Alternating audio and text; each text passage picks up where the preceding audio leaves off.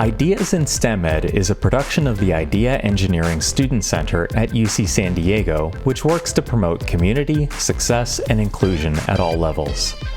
My name is Darren Lipomi, Professor of Nanoengineering and Chemical Engineering and Faculty Director of the Idea Center. The purpose of this podcast is to provide a forum for the discussion of innovative and inclusive approaches to teaching and mentoring, and to support the personal and academic flourishing and success of students in science and engineering. To learn more about the Idea Center, visit jacobschool.ucsd.edu/idea. My guest today is Eric Mazur, Professor of Physics and Applied Physics at Harvard University. He is also a creator and entrepreneur in the area of technological resources for classroom teaching. He is known for his research in ultrafast optics and condensed matter physics, and also for his extensive work in teaching methodology known as peer instruction. Attending one of his lectures on teaching as a graduate student was one of the formative experiences of my professional life. He is a true pioneer in active learning in science and engineering education, and was practicing and espousing the benefits of flipped classrooms long before the word came into common usage. Eric, thank you for joining us on the podcast. My pleasure, Darren. I should say that I do use an active learning approach in my teaching and have done so exclusively since about 2017, even for freshman honor seminars. But I hope you don't mind if I play devil's advocate at times in this conversation, because there will be a lot of unconverted individuals in the audience, and I want to make sure that all their questions are answered. By all means, I think we should be skeptical. So tens of millions of university degrees are awarded every year, and most STEM classes are taught using a model of a traditional lecture, with some percentage doing variations or some form of active learning. In 2021, why do you think there is any debate at all about how humans learn? Why is this issue so partisan? I think it's because we never get trained to teach, right? I mean, I remember when I stepped in the classroom back in 1984, when I became assistant professor, I never even asked myself, how am I going to teach? I simply emulated the people that taught me. I didn't know any better, and because I had learned it that way, I assumed that's the way how we humans learn. And I'm sure that my professors, when they started lecturing me, made exactly the same assumption, and so did their professors, and all the way back to, I guess, Bologna 1,000 years ago.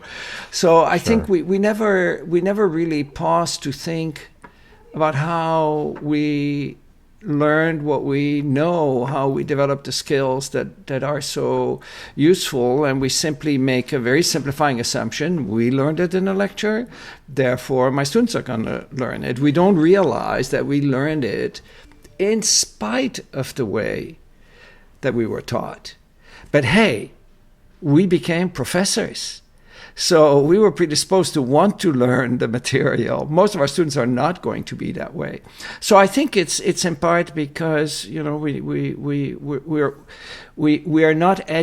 not trained to teach, and we all fall into the same trap of projecting our own experiences onto the world around us. So I will have introduced you beforehand, and I think it's safe to assume that everyone in the audience has at least some firsthand experience with active forms of classroom teaching. And also, I'd like to point the audience to a video of you on YouTube, Confessions of a Converted Lecturer, which has now been viewed almost 200,000 times. But I'd nevertheless like you to take a minute to describe what you mean by peer instruction, flipped classroom, and active learning, and maybe some differences in what that terminology means. Sure. So where do I start? That's a loaded question, because there's so much in there, right?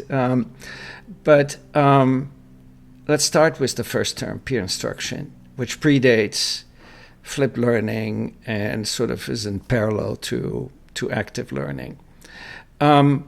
So as I told you a minute ago, I lectured when I started. It took something like 7 years for me to discover that my lecturing, in spite of high evaluations and in spite of students doing well on exams, was actually not very effective at meaningful learning. What do I mean by meaningful learning?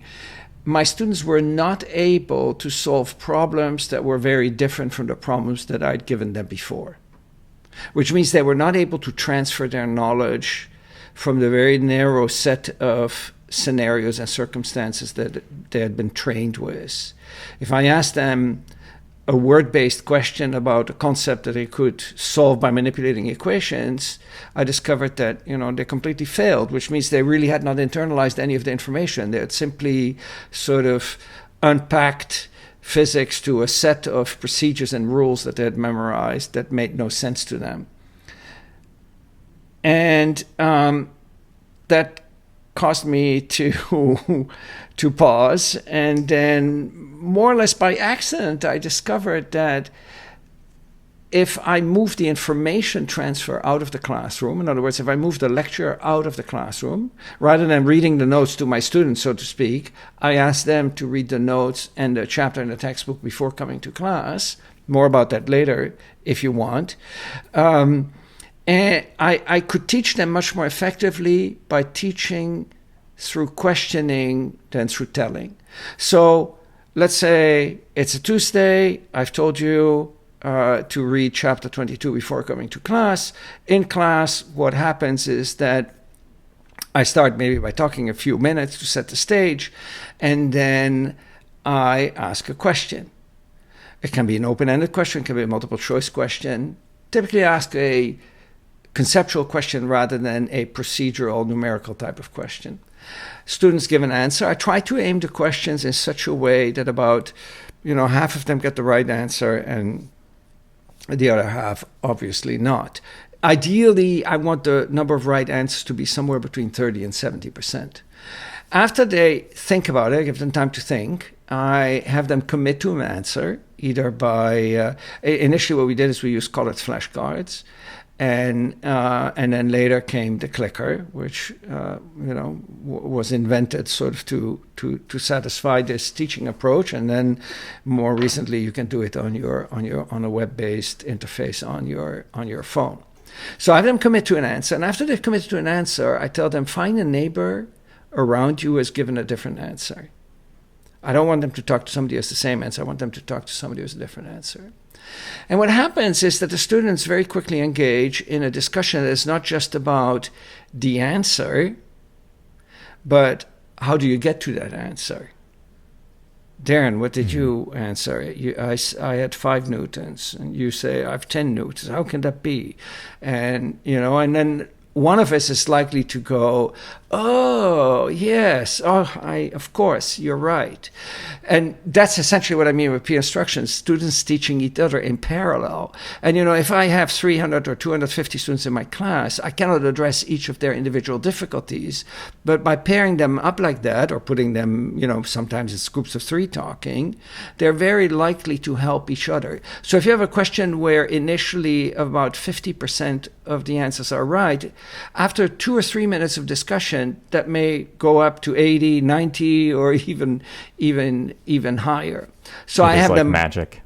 It is like magic, exactly. So I have them vote again, and you can actually see the real magic is to see the aha faces, the aha moments in front of you. Oh, you can actually see that visually in front of you in the classroom.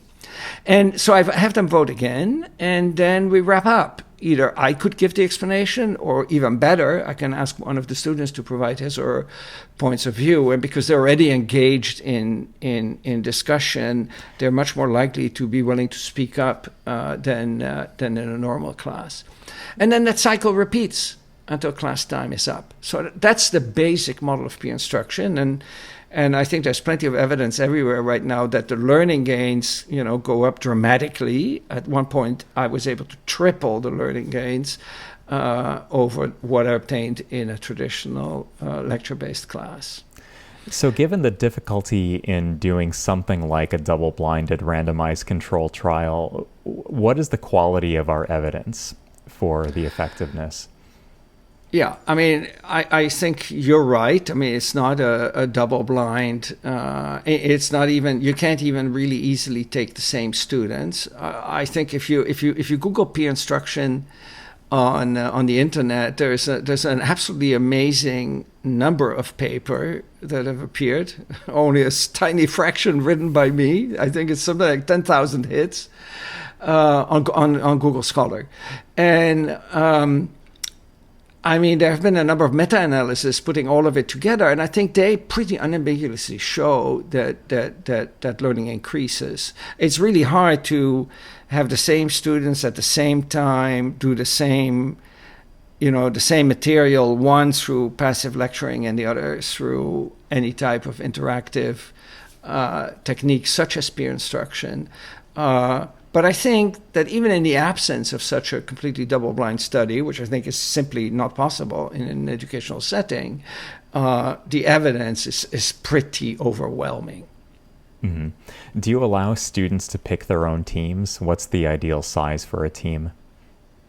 So, peer instruction is something I developed in 1991. So 2021 is the 30th anniversary of peer instruction in September. We're just planning a big conference to sort of celebrate that.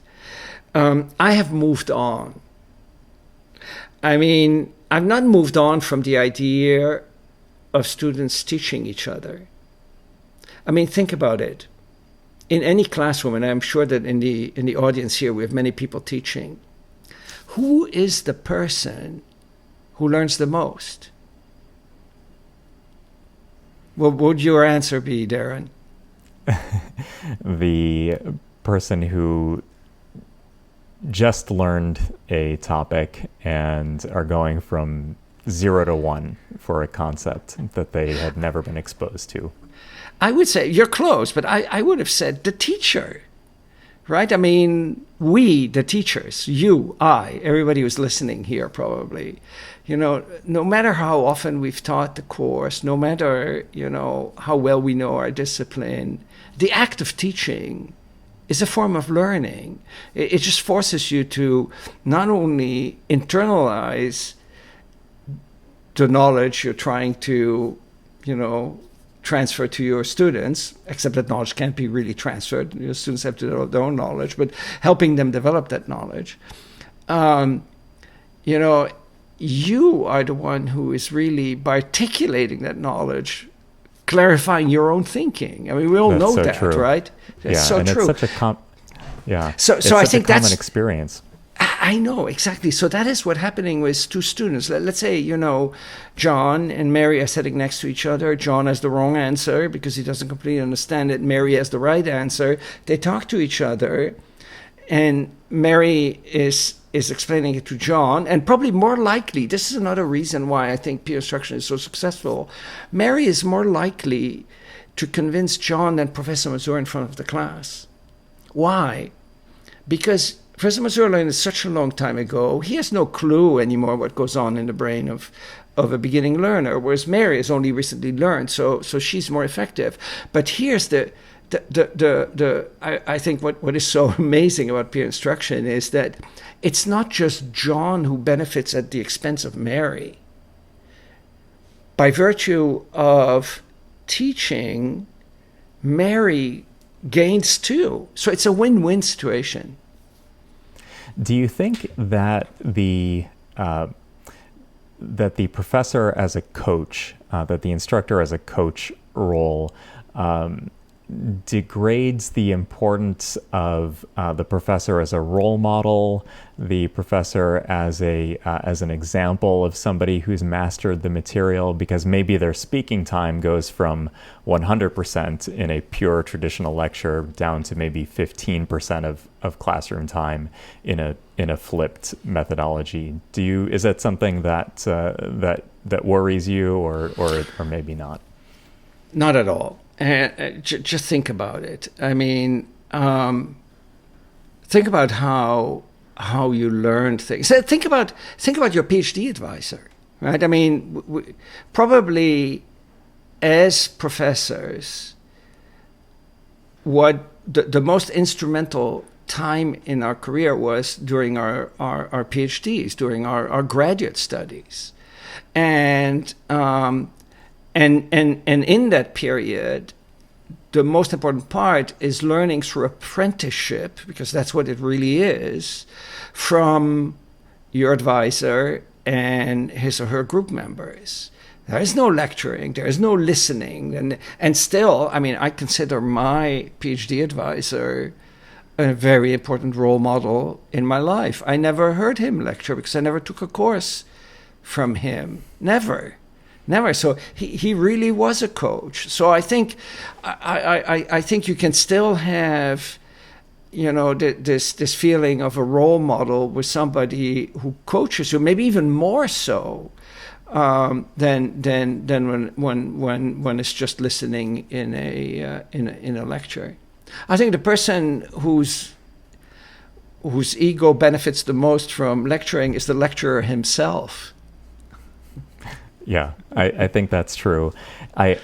Before I became a professor, I had a romantic vision of writing on the board and canceling terms like Zorro with, you know, chalk, and just how much fun that was going to be. And of course, I did that for a while, and now I'm adopting the coach like role, which is probably more fun and actually less stressful during the performance that is the lecture. Isn't it ironic that Socrates over 2,000 years ago already said that we should teach by questioning rather than by telling? It's amazing how we've come around. Yes. So there are parallels in law and business classes that use a case method. And I wonder if peer instruction, active learning, flipped classroom are something that STEM educators have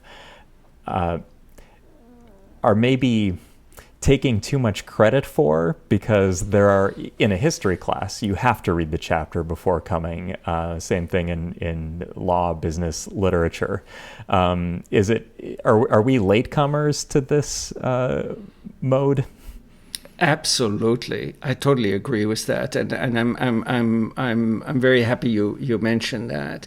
As I was reflecting on what I did back in 1991, which I thought was totally revolutionary, and I started, I really start to think of education as a two-step process, right? One is information transfer, the other is internalizing the material, extracting the knowledge, developing the mental models, getting the aha moments. And I realized that in my class I was putting all of the emphasis on that first step, not on the second. I threw it out. That later became known as the flipped classroom movement, although I was not the one who invented that term.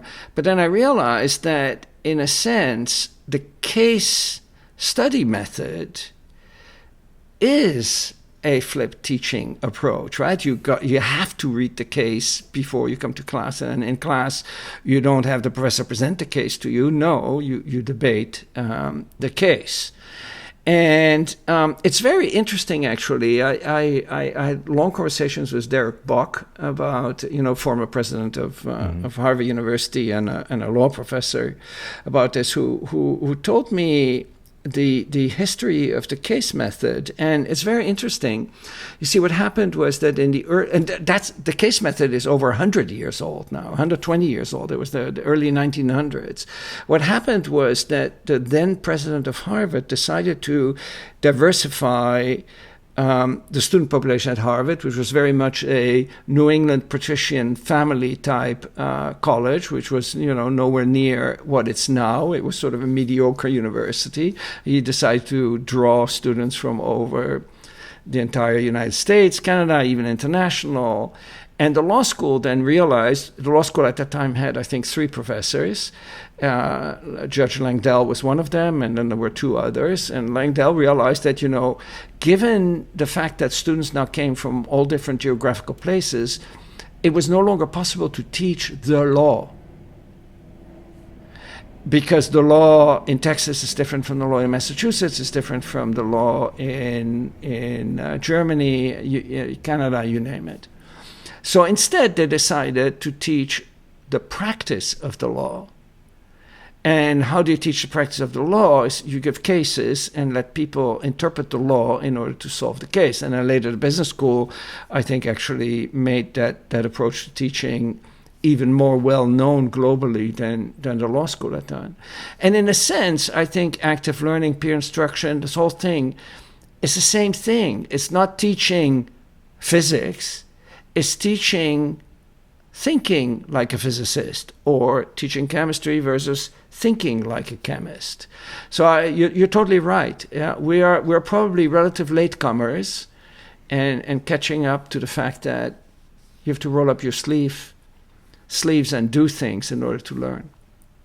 So the irony of you being one of the leaders of active learning over the last 3 decades is that you yourself are a very engaging lecturer. I had the opportunity to attend several of your scientific lectures over the years, and I wonder if it's possible to adopt any kind of this strategy in a normal seminar. So if a lecture is not the best way to convey or to produce understanding, every week I go to a seminar in my department or somebody else's department.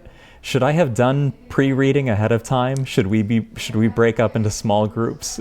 Has your approach to scientific talks changed? It's great that you asked that question. So let me tell you. First of all, I've now developed a number of colloquia where I have inserted conceptual questions, to keep the audience engaged. You have to be very careful, though, because your audience is not students. They're peers mostly who have egos that are much bigger than that of a beginning student. So people don't like to be put on the spot. The good thing about peer instruction, it doesn't really put individuals on the spot in front of everybody. But what is very interesting is to discover that this interactivity works at all levels, and people come out of a talk where they've been actively engaged much more energized than one in which they've just listened for an hour or started texting and reading the news on their phone because they couldn't follow it anymore. So what about the lecture? Is the lecture something that is totally worthless? No, I don't think so. And maybe an hour-long lecture is no longer really worth our time, but certainly I think the role of the lecture is to inspire people, to tell people, this might be something you want to look at in more detail. So I think at the professional level, lectures will continue to go. Now, one of the things I've done, I've started recently a network of physics high school teachers to address the shortage of physics high school teachers we have. And we have every month a talk given by typically a well-known speaker. And what we do is we record it beforehand and put it online in a platform where people can leave annotations and interact with each other to discuss the content of that talk. And then on a Saturday morning, instead of listening to the speaker speak, we meet with the speaker and I moderate a discussion in part based on some of the questions that were online. And now all of a sudden that hour that we have with the speaker is used in a much more engaging and I think much more beneficial, and we can get way beyond just purely the talk. So I think, there's probably a lot of improvements to do in the form in which we communicate with each other. I mean, think about all the meetings you and I go to where we're sitting in and having people just present PowerPoint slides to us, reports of this, that, faculty hiring, whatever, reviews of faculty, you name it. Wouldn't it be better if we could read about that, and then there's barely any time to discuss because people run over with the presentation. Would it be better if we could see the presentation, recorded or not, beforehand, or read the report, and then we get together to discuss it? I mean, it is a big cultural shift, but it's one in which I think our efficiency and our engagement will go up. It may surprise you to know that I've been a member of a Dutch thesis defense at University of Groningen a few years ago. And the format of the defense surprised me because there was no live presentation. We were expected to read the thesis and then, as in a courtroom, question the candidate, and that had I felt that it was a more valuable exercise for me. After all, I was going to take this transatlantic flight in order to do this, so I better have read every word of the thesis and come up with questions and have a rich discussion. And I felt that was better than our Q&A sessions in the States after an exam. So I don't know if you know, Darren, but I am Dutch, and I did know that. I defended my PhD in the Netherlands, and it's quite an intimidating ceremony where you have sort of 12 professors in their cap and gowns sit there and interrogate you for an hour, and you have no idea what they're going to ask. It could be anything from what was in your thesis or the appended 10 thesis statements that you have. So when I came to the US and I went to the first thesis defense, I said, what is this? So you were talking about the difference between a seminar audience and a classroom audience, and ego, the idea of ego and not wanting to embarrass people, is implied there. Do you ever have a situation where a student in a class is very shy, almost to the point of like paralysis, like very anxious? And they might have social anxiety disorder. They may worry about coming to a class where they're forced to interact with their peers. Has that come up? We talk a lot about inclusive teaching and neurodiversity of our students. Is that ever an issue? Well, I think it's probably more of an issue in a lecture-based class if you call on people. And in for example, a case-based study, it could be really problematic for a student who is very introvert and afraid of speaking up if you get called upon. I think that in an active learning class where it's mostly the students talking to each other, I think you help mitigate that problem because you're not putting anybody in a spot. They get lost in the background noise of all of the 50, 80, 100, whatever number of students there are in the class. They're probably likely to sit next to people who they like. And yes, even then, I occasionally see a student who is sitting in the back row and not being engaged. But what I typically do in the first few classes of the semester is that this was when I still taught in an auditorium setting. I no longer do that.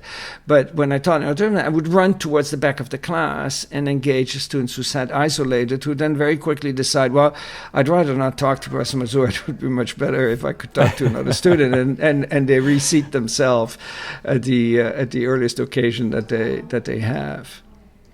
That reminds me, incidentally, I never answered your question about the team size, right? So I started telling that I moved on.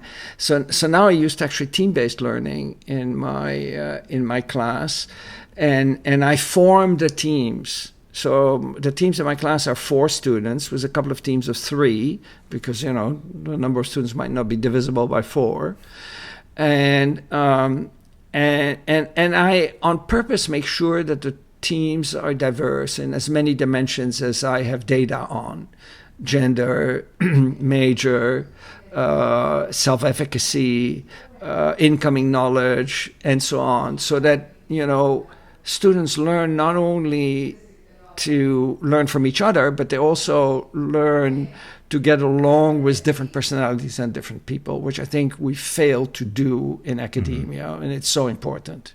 Yeah, I agree. What improvements have been made in terms of physical infrastructure of the classroom to accommodate active styles? So most rooms are still set up with fixed furniture, and students have to crane their necks to talk to the people behind them. Yes, that's right. I mean, think about it. The most learning spaces on campuses around the world are modeled on the Greek theater. The Greek theater was not developed as a learning space; it was developed as a performance space, so that everybody could hear the performers and see them. And then somewhere, I guess, in medieval Europe, we adopted the performance space as a learning space, but learning is not a spectator sport. So I think the space itself tends to put the people in that space in a passive receiving mode, right? I mean, you sit down in an auditorium thinking, I'm going to observe and listen, not I'm going to do and be engaged. So I think adapting our learning space is crucially important. We just designed a new engineering building, which we're supposed to go into last September. It didn't happen, so now hopefully this September we get to go there. And when the architect they made the initial designs for the place, they were all auditoria. I said, no. I was the chair of the classroom committee. We don't want auditoria. Well, it was 2/3 auditoria then. I said, no, we don't want auditoria. It was half. Finally, we got to the point that there's only one auditorium for larger events, and everything else are spaces where, students, even large spaces, we can accommodate hundreds of students around round tables, and they work together with the instructor, not the instructor being the focal point of the room, but the student or the unit at the table being the focal point, and the instructor going from one table to another.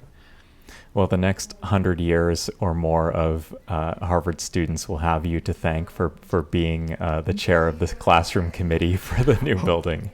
Hopefully. Do you enforce attendance in your classes? No, because, I think what matters is not that the students bring their body to the classroom, but their minds to the classroom, right? And the only thing you can, of course, check off is their body, not their mind. So you enforce students to go to the classroom, and they may come there, but it doesn't really help the learning. I was recently visiting a very innovative new engineering school in São Paulo, Brazil, and they had trouble getting accredited because the government requires something they called seat hours, which literally is the students behind touching a seat, and you have to have a legal document showing that in order to become an engineer, you have so many seat hours.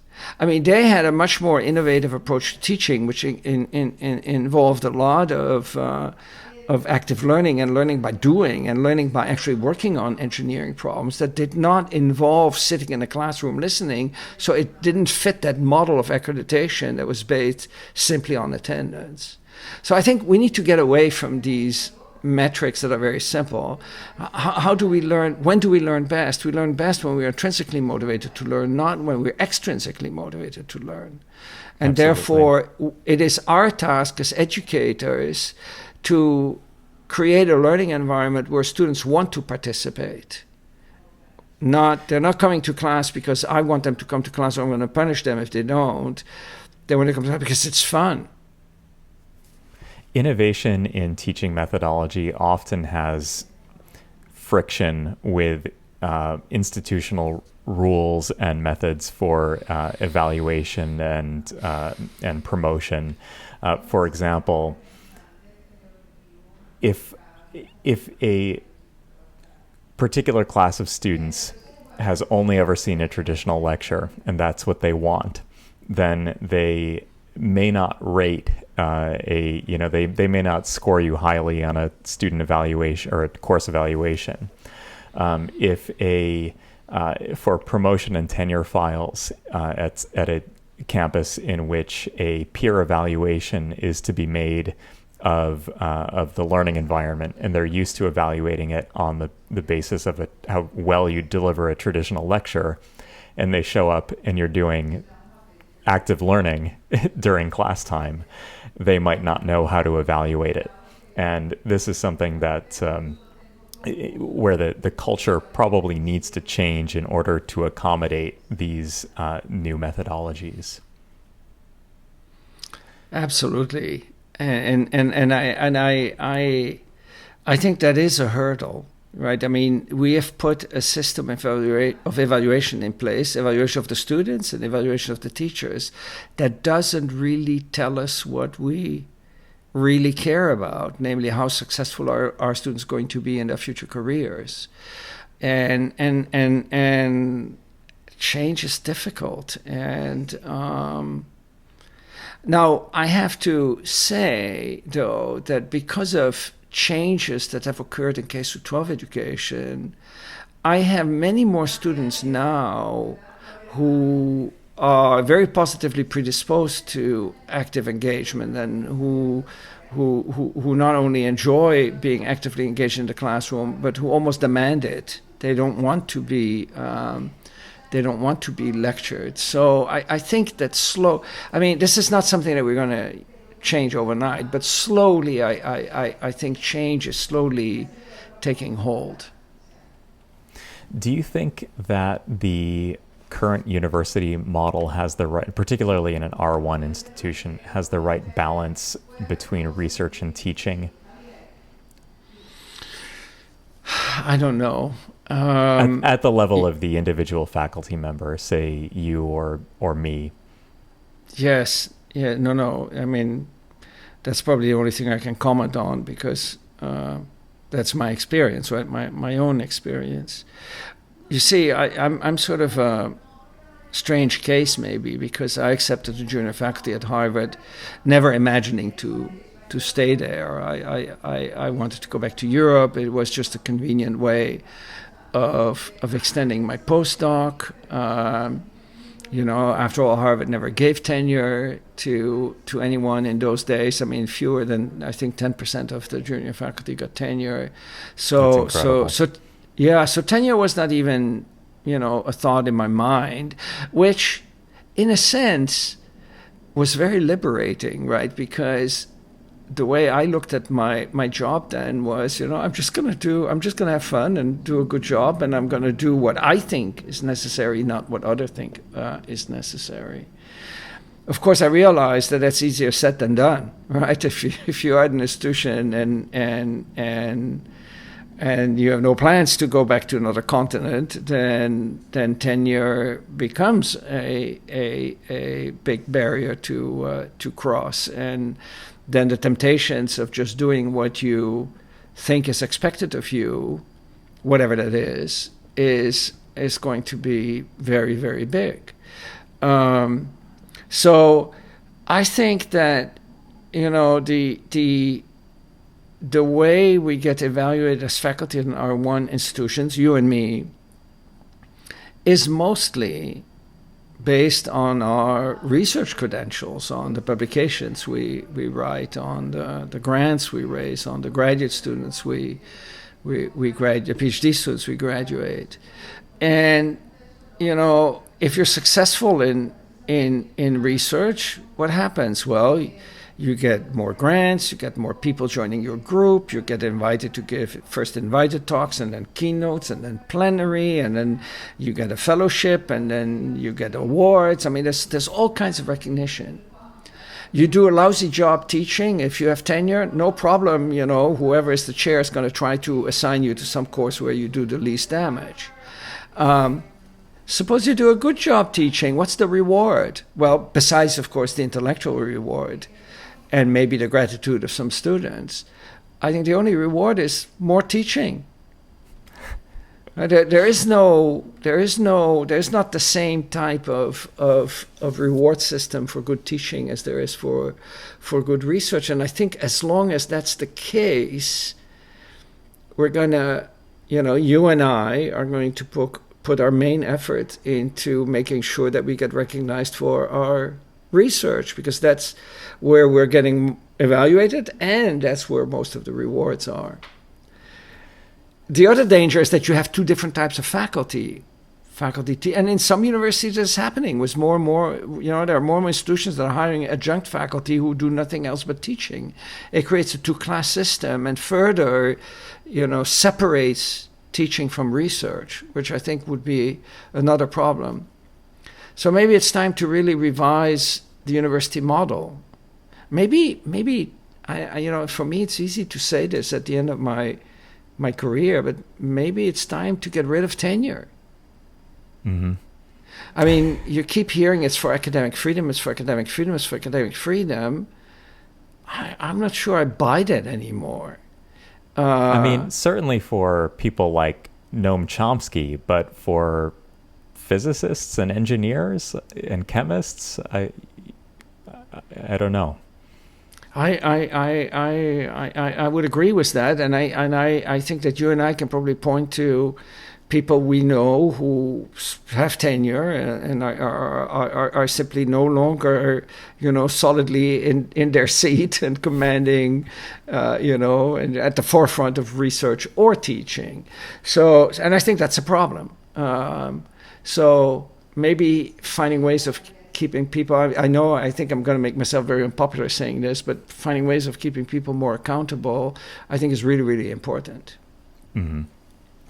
So when you are good at teaching, though, there are some avenues like app development, so perusal, and textbook writing, which you have engaged in to develop the pedagogy side of your career. I wonder if you can talk a little bit about those and your motivations for electronic resources and also textbook writing. Yes. So the textbook writing was actually a consequence of a program I developed back in the late 80s called The Essence of Physics. I mean, I've always been interested and attracted to technology, and I started using in my teaching, the computer very early on, before it was even possible to easily project a computer screen, and then I got asked to develop this program, and that sort of launched me on the publisher circuit, and they asked me to write a textbook, and I thought, I can probably write a textbook in 5 years. So I'll do that, and it took 22 years. I realized while I was writing the textbook that to make a textbook that was different, that was really trying to rethink things from the ground up rather than just preparing another clone, is an enormous amount of work. I'm quite sure I will not engage on another textbook. Would you recommend the activity to a younger colleague? Probably not, especially I think because, or not until the publishing world finds its footing again. I mean, I think we're in the middle of a huge disruption of the publishing industry, which is not very different from what happened first with audio and, iTunes, Spotify, and so on, and then with video, Netflix, Hulu, you name it. I think what is happening right now is that publishers are sort of in the same position as record label companies and all of. So I think that is so in flux right now that I would be very hesitant to advise anybody to sign a contract with a publisher, that, especially if it involves an enormous amount of work, and a textbook is an enormous amount of work. But the interesting thing was that shortly after I signed that textbook agreement, I started to think more about education. I developed peer instruction. I wrote my book on peer instruction in between. And also I started to develop a platform for interactive polling in the classroom, Learning Analytics, which was actually a startup that I founded, I forgot exactly when, 2010 maybe. And essentially, I'm making it appear now that I founded this startup. I did, but it was never my intention. I developed a platform which I used in my class, and then others saw the platform and said, hey, can I use this too? And I said, sure, of course you can use it. And at some point it became such a large number that, we needed support, we needed all kinds of things, and that's when we decided to found the company. It's not that I had that plan in my mind. It was the platform was there before. And Perusal is the same thing. When I switched to team-based learning, to team and project-based learning a number of years ago, I wanted to solve the lecture problem for once and for all. I wanted to find a way to bring some of that social interaction between the students to the out-of-class component. And I had a graduate student who was very interested in machine learning and in social annotation. So I made that her PhD thesis. And out of it came sort of a kludged together platform that enabled that for my class. And the same thing happened. People saw it and said, oh, can I use it too? And, at some point we thought, well, we better put some structure on that. And together with a postdoc of mine, I founded Perusal, and wow, now there's close to 2 million people using it. It's pretty amazing. That's fantastic. So it's very, very, very gratifying. I wish I could tell you, but I can't. I wish I could tell you I planned it that way. I didn't. So I want to be respectful of your time. I do have one final question. Are there aspects of remote learning that you're going to take with you after all COVID restrictions are lifted? Absolutely. Let me tell you something, Darren. I did my best teaching ever last year. And I got connected to my students in ways that I have never been connected.